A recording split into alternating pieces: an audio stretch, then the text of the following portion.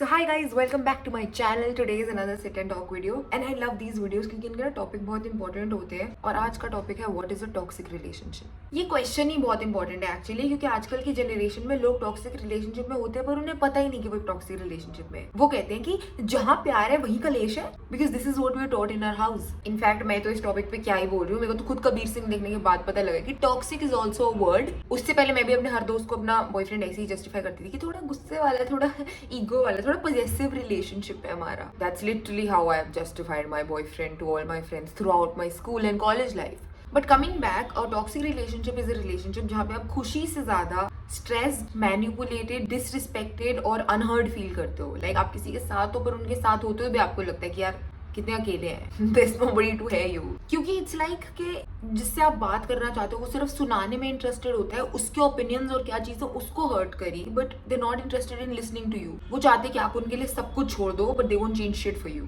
So the biggest question that arises in everybody's mind is ये toxic कैसे हो गया। लाइक जब ये स्टार्ट हुआ था तब तो नहीं था, तब तो जो भी हमारे साथ था वो हमसे प्यार करता था या करती थी। How did things change? Why did they become toxic? Why are we calling each other toxic when we used to love each other? देखो, अकॉर्डिंग टू मी इंसान टॉक्सिक तब लगता है जब वो आपकी एक्सपेक्टेशन से अलग जाना शुरू कर दे, जब वो ना करे जो आप उससे एक्सपेक्ट करते हो कि वो करे। और ये जनरली उन रिलेशनशिप्स में होता है तो 2-4 महीने में ही जल्दी जल्दी के काम में हो जाते हैं कि हम मिले, हमें प्यार हो गया, हमने कमिटमेंट दे दी, एक दूसरे की आदत डल गई पर एक दूसरे की आदतों की आदत नहीं डली। क्योंकि रिलेशनशिप भी जल्दी जल्दी का था, एक दूसरे को जाना ही नहीं, एक्सप्लोर ही नहीं करा कि उसकी आदतें क्या है, मेरी आदत क्या है। पहले ही घुस गए, घुसने के बाद समझ आया कि ये तो चाहिए ही नहीं। ओके देखो, आराम से और डेप्थ में समझाती हूँ। हर रिलेशनशिप में ना 4 पिलर्स होते हैं, CTRL: communication, trust, respect and love.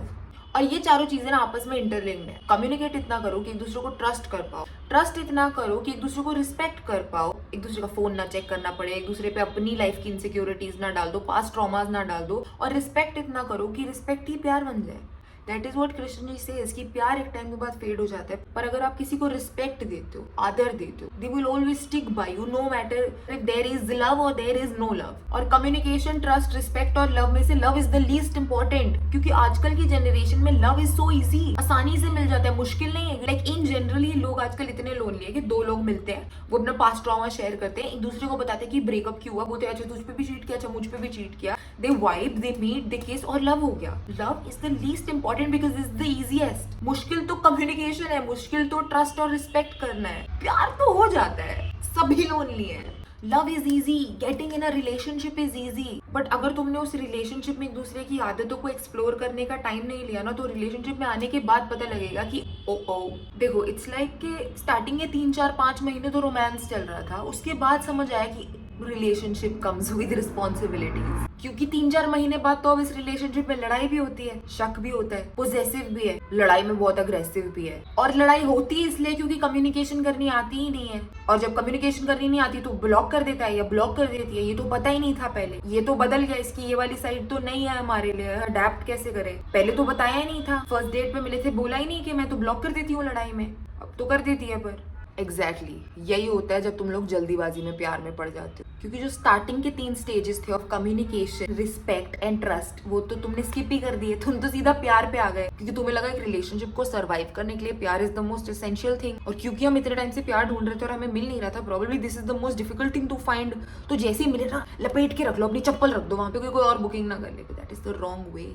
आराम से 5-6 महीने लेके एक दूसरे की आदतें समझनी होती है पहले। प्यार is not hard, it's hard to find somebody that can communicate, that can express, that can develop trust in you and that can make you trust in them, and that can take the responsibility to respect you even in fights, even in bad times, जो good और bad दोनों में हो। वो प्यार नहीं होता, वो इज्जत होती है। तुम एक दूसरे से लड़ रहे होते हो, फिर भी तुम लड़ाई के बाद वापस आ जाते हो क्योंकि तुम्हें प्यार है, लेकिन जो तुम उस लड़ाई में बोलते हो, जो बुरी चीजें बोलते हो, वो तुम वापस नहीं ले सकते क्योंकि वो इज्जत है। इज्जत प्यार से ज्यादा इंपॉर्टेंट है, समझो।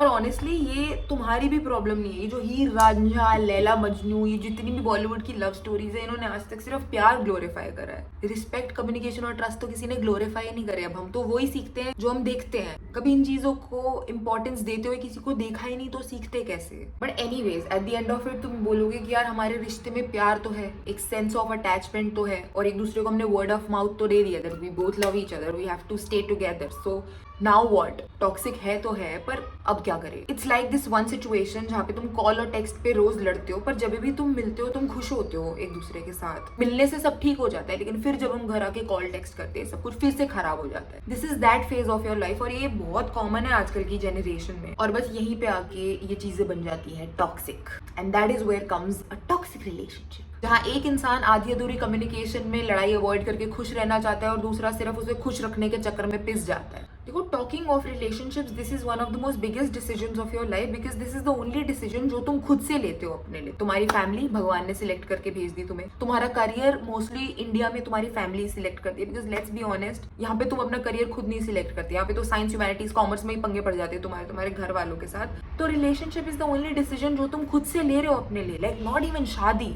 जस्ट रिलेशनशिप्स, क्योंकि शादी भी इन मोस्ट केस सिनेरियोस तुम्हारे घर वाले ही तुम्हारी तय करवा रहे होते हैं इन दी एंड। तो take your time to realise कि तुम्हें क्या चाहिए out of a person, get to know them before कि इससे पहले कोई और आ जाए मैं इसे आई लव यू बोल के इसे अपनी कर लेता हूँ। गेट टू नो कि उनकी आदतें क्या है, क्या वो तुमसे बात कर सकते हैं, क्या वो अग्रेसिव है, क्या वो नहीं है, क्या वो लड़ाई हैंडल कर सकते हैं। पर चलो छोड़ो, मेरे डांटने से कोई फायदा नहीं, अब तो तुम इस रिलेशनशिप में आ गए, अब तो वो बंदा है तुम्हारा, उसे कमिटमेंट दे चुके, तो अब आगे क्या करे इफ इट इज टॉक्सिक। तो इसलिए अब बैठो आराम से और पहले ये डिसाइड करो कि रिलेशनशिप तो टॉक्सिक है, अब इसमें रहना है या इसमें से निकलना है। What is that we are trying to do, are we trying to fix it और are we trying to give up on it. उसके बाद ना मन बना लो और हिम्मत जोड़ लो कि फिक्स करने का ट्राई करेंगे, और अगर ये नहीं होगा ना तो this will only and up in a breakup. Prepare your self for a breakup, क्योंकि जनरली टॉक्सिक रिलेशनशिप्स में ईगो प्यार से ज्यादा होती है, and it in most case scenarios ends up in a breakup, क्योंकि करेक्शन लाना बहुत मुश्किल होता है, सामने वाला सुनने को रेडी नहीं होता। So just prepare yourself कि ट्राई करेंगे, फिक्स करेंगे, अगर नहीं होता ना this is going to be the worst breakup of your life, worst heartbreak, क्योंकि तुम्हें उसमें अपना सोलमेट दिख चुका है, इसीलिए तुम फिक्स करने का ट्राई करो, अदरवाइज तुम क्विट कर देते। So if you choose the option of fixing, prepare yourself for the worst heartbreak, just being very practical, not negative, and get some balls baby, क्योंकि टॉक्सिक रिलेशनशिप में रहना is the easiest thing to do, but रह के उसे fix करना you gonna need a lot. चलो, so अब अगर फिक्स करना है, so you should know the ABC of a toxic relationship: accusations, blames, criticism and demands. These are the most deadly 4 major type of toxicities. So accusations, कि वो हर बात को assume करते हैं एंड एट द एंड आप ही गलत ठहरा देते हैं, और आप उसे जस्टिफाई भी नहीं कर सकते, क्योंकि उनके दिमाग में उनकी अजम्पशन से उनकी एक अलग दुनिया बनी हुई है, जहाँ का सबसे गलत कैरेक्टर इज यू, और आप जितना मर्जी उन्हें सुना लो वो आपकी नहीं सुनेंगे। उनका दिमाग चीजें अज्यूम करता है और वो उन चीजों को सच मानते हैं, और इसके तहत वो आप पे लगाते हैं एक्यूजेशंस। उसके बाद आता है ब्लेम। खुद को सही दिखाने के लिए वो आपको गलत लाइट में दिखाते हैं। उनके लाइफ में इक्वालिटी का कोई कॉन्सेप्ट नहीं होता, अगर उन्हें सही दिख रहा है तो किसी को गलत दिखना होगा।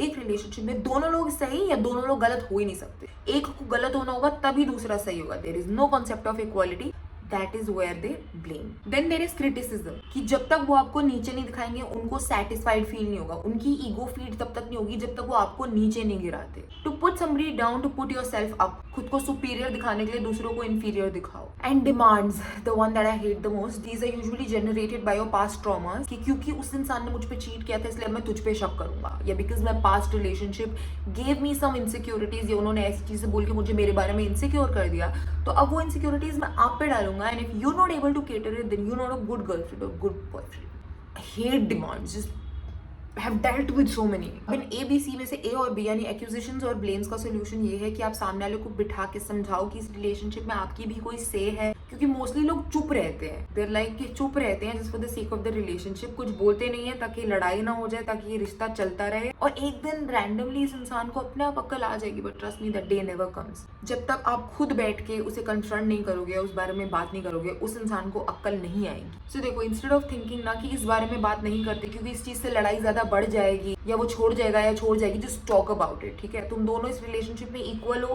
तुम दोनों गुड टाइम्स में साथ थे, बैड टाइम्स में भी साथ रहो ना। एक दूसरे को प्लीज करने के लिए नहीं हो तुम, एक सुपीरियर और एक इंफीरियर नहीं है कि एक हमेशा दूसरे की खुशी के लिए चुप रहे। You have to talk about things, you have to be okay with having uncomfortable conversations in a relationship. अगर तुम्हारे दिमाग में ये डर है कि ये टॉपिक अगर मैंने आज छेड़ दिया लड़ाई हो जाएगी और मुझे छोड़ के चला जाएगा, तो किस बात का रिलेशनशिप? अगर उस इक्वेशन में दो लोगों की कंफर्ट ही नहीं है और फियर है कि बात नहीं कर सकते नहीं तो खत्म हो जाएगा, किस काम का रिलेशनशिप? मतलब मैं आजकल की जनरेशन में देखती हूँ लोग अपने थर्ड पार्टी या बेस्ट फ्रेंड या दूसरे दोस्तों से बात करने में ज्यादा कंफर्टेबल है देन देयर ओन बॉयफ्रेंड्स और गर्लफ्रेंड्स। और जैसे ही वो थर्ड पार्टी तुम्हारे रिलेशनशिप में आता है ना, समझ जाओ ये रिलेशनशिप खत्म है। क्योंकि तुम दोनों एक दूसरे के साथ इतने कंफर्टेबल होने चाहिए कि तुम्हें अपनी प्रॉब्लम्स थर्ड पार्टी को बतानी ही नहीं चाहिए। You should be each others best friend first and better half second. और वैसे ही अगर तुम किसी थर्ड पार्टी से बात करने में ज्यादा कंफर्टेबल हो about your problems in a relationship, तो समझ जाओ कि वो रिलेशनशिप खत्म है। जैसे ही तीसरा बंदा इन्वॉल्व हो गया उस आर्ग्यूमेंट में, वो एक ही साइड लेगा, एक भड़केगा, दूसरे में ईगो आएगी और रिलेशनशिप खत्म है। एक स्ट्रॉन्ग रिलेशनशिप में ना थर्ड पार्टी तक बात जानी ही नहीं चाहिए। अगर जा रही है तो समझ जाओ कि कुछ गलत है, करेक्ट इट। समझो इस चीज को कि अच्छा बुरा साथ ही झेलना है। साथ हो तुम लोग, जब मेकआउट्स में साथ हो तो कलेश में भी साथ रहो ना। Why run from the bad parts when you are there in the good parts? ये तो गलत है, नॉट फेयर। पता है इसकी जड़ होती है कि जो लड़ाई जब होना उसे तभी सॉर्ट कर लो, क्योंकि वो खिंचेगी तो you will tend to go to somebody and talk about it, या एडवाइस लोगे उसके बारे में। Like okay, I had an ex who was elder to me, much maturer, much more sensible, and I'm very thankful to him कि उसने मुझे ये चीज सिखाई कि जो लड़ाई जब होना है यशवी प्लीज तभी सॉल्व कर। वो 10 दिन पुरानी लड़ाई को अपने अंदर रोक के मत रख अगली लड़ाई के लिए। 10 दिन बाद जब लड़ाई होगी तो मैं इसको एज डिफेंस यूज करूंगी और उसे नीचे दिखाऊंगी। उससे ना तुम्हारे रिलेशनशिप में जहर घुलता है ब्रो। तो I am very thankful that he taught me to sort things at that very point. और अगर तुम्हें उस टाइम में टाइम चाहिए ना, like if I used to tell him कि I don't want to talk about it right now और I don't want to talk at all right now, हिंसे कि एक रूल था कि हर रोज 11 बजे सारी लड़ाइयाँ खत्म। ठीक है, अगर रात को लड़ाई होती तो सुबह 11 बजे खत्म, सुबह लड़ाई हुई तो रात के 11 बजे खत्म। If you don't want to sort और टॉक अबाउट इट तो हम 11 बजे के बाद नॉर्मल हो जाएंगे और फिर जब हम मिलेंगे तब हम उस लड़ाई के बारे में बात करेंगे, बट हम उस लड़ाई को जाने नहीं देंगे। We will talk about it and जो भी अच्छा हुआ बुरा हुआ, however we broke up, it's okay. But that one piece of advice really hit me, that you need to sort things when they happen. You should not keep things in yourself to use them as defense later. It just ruins the whole relationship. And I'm sure he's watching this video and you were a cheat, but you were really mature and wise and you taught me communication. Like this was the relationship of my life that taught me how to communicate. और ये चीज़ मैंने उस relationship में होते हुए भी realise करी थी, क्योंकि जितना भी टाइम हम साथ थे we never fought. There was not one single लड़ाई that we had, there was no arguments. मेरे को बहुत बुरी आदत थी ब्लॉक करने की, like I have a very bad habit of blocking. लेकिन इससे पिछले रिलेशनशिप में भी थी, इसके अगले रिलेशनशिप में थी, बट इस रिलेशनशिप में नहीं थी, क्योंकि आर्ग्यूमेंट्स उस लेवल पे जाते ही नहीं थी कि मैं ब्लॉक करूँ या मैं अनॉय हूँ या मैं उस बारे में बात ना करना चाहूँ। There was a lot of communication, so talking it out at that very moment and just letting things out and just communicating about it is very important, which is why I said ki communication builds trust, builds respect, and then comes love. So communication is very very important, and that is what this guy taught me. I'm very thankful for it. I will repeat what he told me. So quote unquote, Yashvi बहुत बात कर, बुरे के बारे में बात कर, अच्छे के बारे में बात कर, बोरिंग है तो भी कर, एंटरटेनिंग है तो तू बिल्कुल कर, बस बहुत बात कर मेरे से। Communication should never be a problem. बोलना is our right, is what is the first thing that was taught to us even before schooling. पैदा होते ही सबसे पहली चीज थी बात करना। तो अगर तुम बात ही नहीं कर रहे हो तो कहाँ ले जा रहे हो उस रिलेशनशिप को? एंड देन जिस रिलेशनशिप में मैं अभी लास्ट थी, there was no communication. There was a lot of chemistry, a lot of affection that you could feel, but communication नहीं थी. And it's the worst feeling because you will feel like you want to talk, but there is nothing to talk. लगता था लड़ाई हो जाएगी या कोई offend हो जाएगा या मैं ज़्यादा एक्सट्रोवर्ट हूँ या वो ज़्यादा इंट्रोवर्ट है, मेरी बात उसको हर्ट कर देगी। कंफर्टिंग नहीं था वो। It was good, it was happy, but it was not comforting. Communication के बिना it feels so incomplete. People से कि ऐसा रिलेशनशिप ढूंढो जहाँ पे तुम साथ बैठे हो, साइलेंट हो और फिर भी कंफर्ट हो। वो साइलेंस में कंफर्ट तभी आएगा जब तुम बाकी सारी चीजें कम्युनिकेशन से ऑलरेडी रिजॉल्व कर चुकी हो लाइफ में। ऐसा नहीं है कि तुम बिना बात करे किसी चीज को भूल जाओगे और फिर तुम आगे बढ़ जाओगे and you will be make peace with each other. No, it is very important to communicate and solve. जब वो सॉल्व हो जाएगा उसके बाद अगर तुम बिना बात करे भी 10 घंटे बैठोगे, इट विल बी फैब। पर वो साइलेंटली बैठने से पहले जितनी प्रॉब्लम्स हैं उनको कम्युनिकेशन से सॉल्व करना is very important. Then to deal with the C criticism, you have to bring changes in your own self before going out and trying to fix the other person. एक तो पता नहीं, I just hate this concept of मैं इसको fix कर दूंगी या मैं इसको फिक्स कर दूंगा। Like okay, if somebody is drinking, smoking, doing drugs which is bad for their health, तुम उन्हें प्यार करते हो आउट ऑफ अफेक्शन और आउट ऑफ कंसर्न, तुम उन्हें वो चीजें छुड़वा देते हो, works. But traits like ego, मैं इससे बेटर हूँ, सुपीरियोरिटी कॉम्प्लेक्स, ये मुझे अपने से नीचे रखती है, रेसिज्म, ये काली है मैं गोरा हूँ, she doesn't deserve somebody like me, I am better looking, I am slimmer, she is fat, aggression, गाली गलोच करना, हर लड़ाई में फक यू बोलना, रिस्पेक्ट ना करना, these are not traits that you can fix. ये इनबिल्ट है उस इंसान में। वो आज अच्छा बोलेगा, 2 दिन के लिए सुधरेगा, उसके बाद दोबारा से वही ट्रेट्स आएंगे यार। देखो, आई बिलीव कि तुम एक इंसान की सिर्फ वो आदतें सुधार सकते हो जो उसे पैदा होने के बाद लगी है, वो नहीं जो उसे पैदा होते सारी लग गई थी। उन आदतों को सुधारना उसके मम्मी पापा की ड्यूटी थी। अगर वो भी नहीं सुधार पाए तो ट्रस्ट मी, यू कांट। तो इसीलिए जब कोई आपके बारे में क्रिटिकल है, you don't have to fix them, you have to fix yourself, your self confidence, your self worth, you have to self love. और खुद को बिलीव करवाओ कि जो सब ये चीजें बोल रहा है ये फालतू चीजें हैं। अपनी ईगो को सेटिस्फाई करने के लिए हमें बुरा बोल रहे हैं, हम वो बुरे नहीं है। You have to have that believe in your own self and fix yourself before fixing them. इतने स्ट्रॉन्ग बन जाओ कि उनकी क्या किसी की भी कोई बातें तुम्हें इफेक्ट ना करे, unless it is like constructive criticism जो तुम्हें तुम्हारे फ्यूचर में हेल्प करेगा, be a better person. Don't take it seriously भाई, भौंकते रहने दो जिसको जो भौंक रहा है। And last is demands. ये सबसे इमोशनली हार्ड होता है बिकॉज वी आर लाइक, हमने इन्हें कमिटमेंट दिया एंड वी लव देम, और ये हमारे बॉयफ्रेंड और गर्लफ्रेंड है, और हमारा कर्तव्य है जिंदगी में इनकी डिमांड्स को पूरा करना, क्योंकि अगर हम वो भी नहीं कर पाए तो हमारा आई लव यू किस काम का। वी ग्लोरीफाई देम, हम उन्हें अपने से ऊपर रखते हैं, हम अपनी सेल्फ वर्थ भूल जाते हैं कि अगर उसे ये चाहिए और ये उसका पास्ट ट्रॉमा है, हम है ना, हम केटर करेंगे इसको, हम इनको ठीक फील कराएंगे, we will make them believe in love again. तुम्हारी ड्यूटी नहीं है वो। और इस सब के बाद हम ही सैड होते हैं, हम ही दुखी होते हैं, हम ही हर्ट और गिल्ट में होते हैं कि हमने उनको ऊपर रखने के लिए खुद को नीचे रखा, लेकिन हम कुछ कर नहीं पाते यार उसके बारे में। पर फिर लोग बोलते हैं कि वो प्यार ही क्या जो हमें बर्बाद ना कर दे। Shut up. तो ऑनेस्टली डिमांड्स को केटर करने के लिए आप दोनों को चेंज होना पड़ेगा। आप ऐसे नहीं कर सकते कि सिर्फ वो चेंज हो और मेरे को वैसे ही प्यार करे जैसे मैं हूँ। ओके गाइस, सो एग्जांपल लेते हैं, जैसे लड़की के बहुत ज्यादा मेल फ्रेंड्स है और लड़का बहुत शक्की और उसे फोन चेक करने की आदत है, तो इसमें सिर्फ एक को नहीं बदलना, दोनों को बदलना है। लड़की को भी अपने मेल फ्रेंड्स कम करने पड़ेंगे और लड़के को भी शक करने की आदत कम करनी पड़ेगी। That is how it will work out. So इसका सार यही है कि प्रॉब्लम्स गेट सॉल्व जब दोनों रिलेशनशिप में वर्क करें और सारा बोझ एक पे ना डाल दें टू सेव द रिलेशनशिप।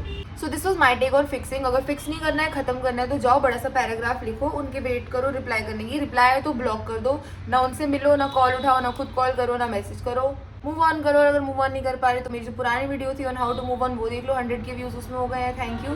तब तक के लिए इतना ही। Like share subscribe, bye.